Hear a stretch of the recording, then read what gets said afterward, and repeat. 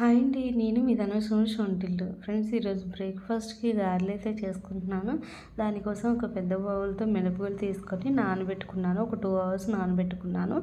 దాన్ని ఇప్పుడు మిక్సీ పట్టుకొని ఒక బౌల్‌లో వేసుకున్నాను. ఇప్పుడు ఒక చిన్న టీ గ్లాస్‌తో ఉప్మా రవ్వ కూడా తీసుకున్నాను. ఉప్మా రవ్వ తక్కువ వేసుకోవాలండి. అప్పుడే బాగా మెత్తగా వస్తాయి గారెలనేవి. అందులోకి కొద్దిగా వంట సోడా తీసుకున్నానండి.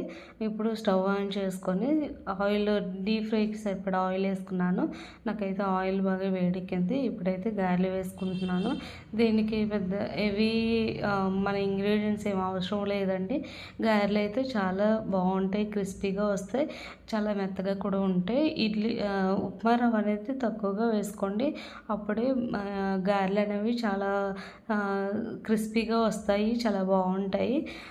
ఎప్పుడైనా ట్రై చేయాలనుకుంటే ఈ విధంగా ట్రై చేయండి.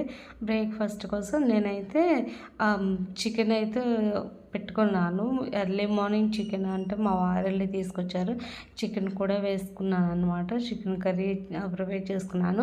చికెన్ కర్రీతో గారెలు అయితే చాలా బాగుంటాయి అని చెప్పేసి నేనైతే ప్రిపేర్ చేసుకుంటున్నాను.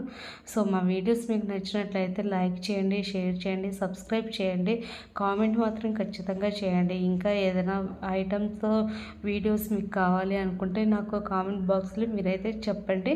ఖచ్చితంగా ఆ ఐటమ్స్ అయితే నేను ప్రిపేర్ చేస్తాను.